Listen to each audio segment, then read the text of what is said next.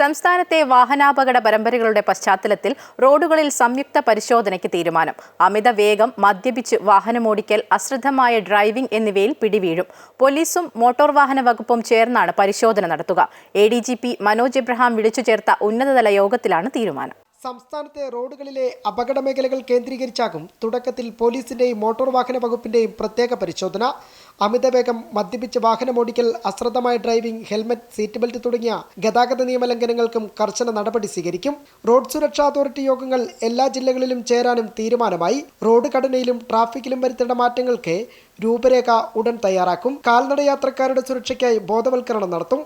ഈ ചെല്ലാനുകൾ അടയ്ക്കാനായി എല്ലാ ജില്ലകളിലും പ്രത്യേക അദാലത്തുകൾ വിളിക്കും. ഹൈവേകളിൽ സ്പീഡ് റഡാറുകൾ ശക്തമാക്കും.